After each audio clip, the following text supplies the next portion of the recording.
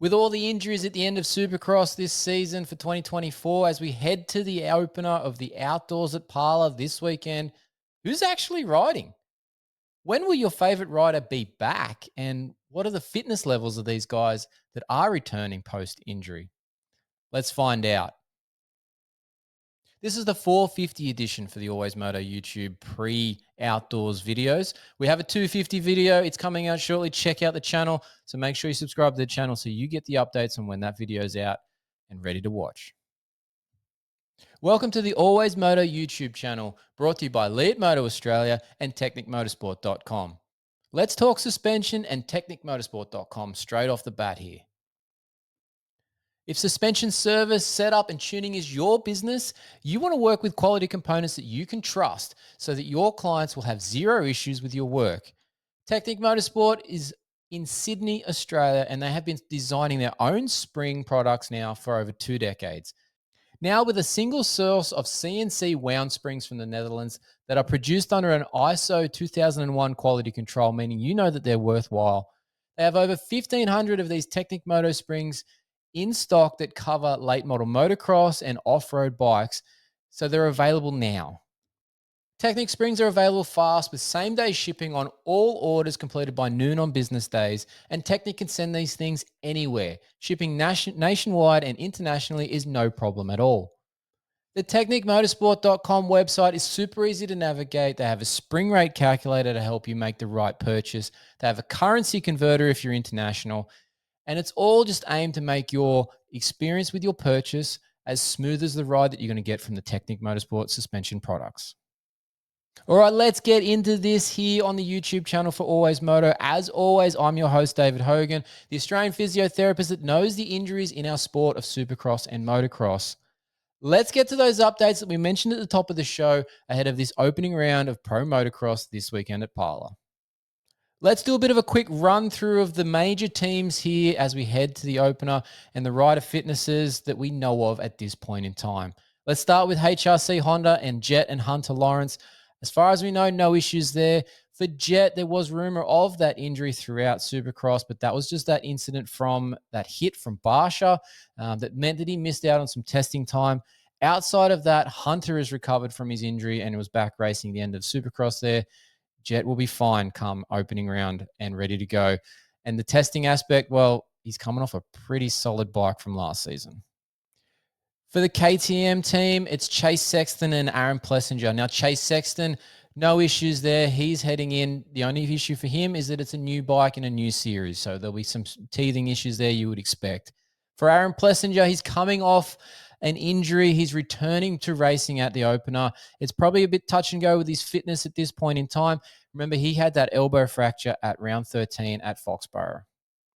For the Rockstar Energy Husqvarna team, it's Malcolm Stewart. He's in fit and healthy for the first time outdoors in a very, very long time. So be interested to see how Malcolm does throughout the full season. For Christian Craig, he's returning. He went and took some time away to get that elbow injury repaired. He had that elbow arthroplasty where they put the radial head into the joint there. He had it removed at the end of last year and rode beginning of Motocross of Nations and Supercross, but it's been an issue whilst he was doing that. So he's gone and got a radial head replacement. How that goes, not sure. How his fitness will be at the start of the outdoor season here, probably not great. How will the season go for him?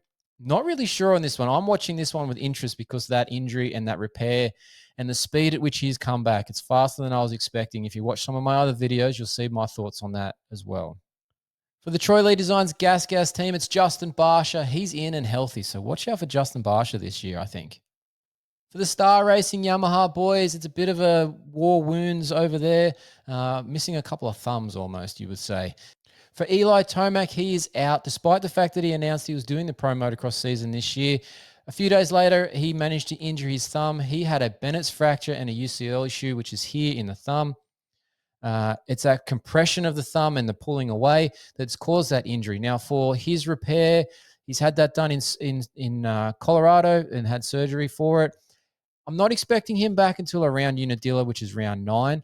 If he's back earlier than that, I'll be quite surprised, but we'll see how this plays out. I would not expect Eli to come back until his fitness is somewhat reasonable to make sure that he makes some sort of impact at the end of the season. For Cooper Webb, similar story for him without the fracture aspects, just the UCL injury in that thumb as well. His is the left hand. He is going to be out for a similar time frame. He's also had surgery in Colorado. Expect him around that same point of Unadilla, round 9 at the earliest. But we'll watch both of their recoveries with interest to see when they will be returning to racing. So that leaves Justin Cooper on that Star Racing Yamaha. He is in, fit and healthy, ready for his rookie 450 motocross season. For the Monster Energy Kawasaki team, it's Jason Anderson. He's starting out this season fit and healthy. Unlike last year where he came in injured at about round 5, expect Jason Anderson to be in much better shape this year. Will he make the full season? We'll have to watch and see. And a reminder that Adam Cincerulo retired, so there'll be no second bike here at this stage. There is talk that Brock Tickle will be turning up. He did do that Stockport National. Let's see how Brock goes after a long time away. He's been 4 years, I believe it is, that he's since his last professional race. If he does make a return, it'll be interesting to see how his fitness and body holds up without having that regular competitive pressure of the last few seasons. For the HEP Suzuki team, it's Ken Roxon. They've announced that he's going to do some outdoors, but there's no idea yet as to which outdoor rounds that he will actually do. He is still recovering from that knee fracture. It was a tibial plateau fracture that he had when that shock exploded in the whoops. So he's still making some time and he's still on crutches as per his last update on his social media channel. So he's a little ways away yet. Shane McElrath is in for the team and in for the full season, fit and healthy.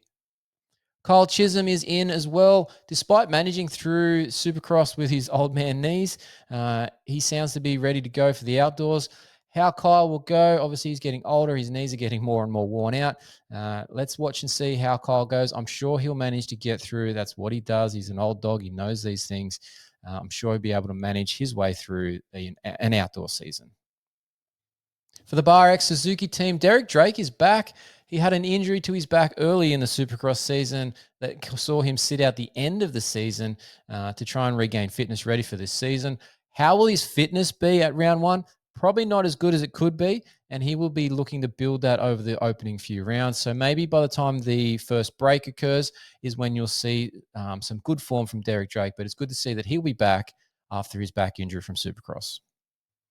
Now, for the Beta team, this would be their first foray into the outdoors in the AMA season. They were planning to do a few select rounds. I believe Redbud was one of them. It was where they were starting. Now, for Benny Bloss, his injuries are taking a bit of effort. He's having some difficulties and with swelling aspects from his injury that ended his Supercross season. No word yet as to when he's going to be ready, but likely he won't be able to do some of these outdoors that they were planning. And if he does, they might be a lot later in the season. He may just focus on the Super Motocross series at the end. As for Colt Nichols on that team, I expect he'll be ready to go whenever the team is going outdoor racing. So I'll be interested to see how Colt fares on the Beta outdoors. For Phoenix Racing Honda, it's Dylan Ferrandis on the 450. He is ready to go. He obviously returned to racing after his lung infection and a rumored knee injury that kept him out a little bit longer than he expected. Will that hamper him into the outdoors here? Or was that Supercross, those couple of rounds of Supercross at the end, enough to prove that he is fully fit? I believe he'll be fine, but it'd be interesting to see if that rears its head later in the season, if he manages to catch it in a rut or something. So we'll have to see how that plays out. But at this stage, he is fit and ready on that Phoenix Racing Honda. For the HBI Kawasaki team, it's Ty Masterpool in the 450 class. He is back after some infection issues towards the end of the Supercross season. He is looking really good in his practice videos on social media for the outdoors, as you would expect from Ty Masterpool. I suspect he'll be quite a long ways up the front of the field. And ideally at this point in time, he's actually fully fit and healthy and ready to go. HBI Kawasaki will also have Aiden Shive in for the 450s outdoor. Interesting to see how he goes in this season for his 450 debut. For Club MX Yamaha, it's Phil Nicoletti in his final AMA season before his retirement kicks in at the end of this year. He is in, fit and healthy. Garrett Marchbanks is going to make a return also, but he's coming off that thumb injury in Nashville, along with that concussion at that point. He will probably have a less than glamorous start to the season. His fitness and his strength in that hand will probably be a little bit reduced and likely will not see the best of Garrett until after the first break in the season, which will come after round 3 at Thunder Valley. For Team PRMX, little update from my fellow Australians out there. Aaron Tanti, our man who was meant to be with the team all season, he has been, unfortunately, just had a lot of injuries. Managed to make that one Supercross appearance, scored some points, but then managed to get another injury, unfortunately. Aaron is back with the team. He's been riding and training. I've checked in with him. The team is planning to do the Canadian Nationals along with Southwick and the final 2 rounds of the AMA season at Budds Creek and Ironman. So looking forward to seeing Aaron Tanti on that AMA circuit when their team comes back from the Canadian Nationals. And we suspect that Cade Clayson and Mitchell Harrison will be on a similar program there with that same team PRMX there, as Aaron Tanti previously mentioned. So we'll look for those guys later in the season. For the Mad Parts Kawasaki team, it's Freddie Noren going outdoors with the team. He'll be looking to have a strong season with that team, and he's fully fit and ready to go. John Short is also joining the team, and he is also fit and ready to go as well. Josh Cartwright is taking the summer off. He's a Supercross only man. I've spoken to him. He's going to be enjoying some couch time and some pool time. Look for Josh back with the team or a similar setup in 2025 for Supercross. Team owner of that Mad Parts Kawasaki, Bubba Pauly, he is unfortunately out for the summer. He had his dislocated shoulder partway through the Supercross season. He managed to rehab it and come back for the final few rounds. But unfortunately, it was always going to lead to surgery, and he's had the surgery. He's on the recovery path. So look for him in the pits managing the team, and he'll hopefully be back on the bike come Supercross 2025. So that's our 450 updates at this point in time. That's the best information we have on the fitness of all these riders and the returning riders. There are plenty of other privateers that we haven't listed that are recovering from injury or out injured. We won't touch on them here. Check out our podcast for more in-depth information on these sorts of things.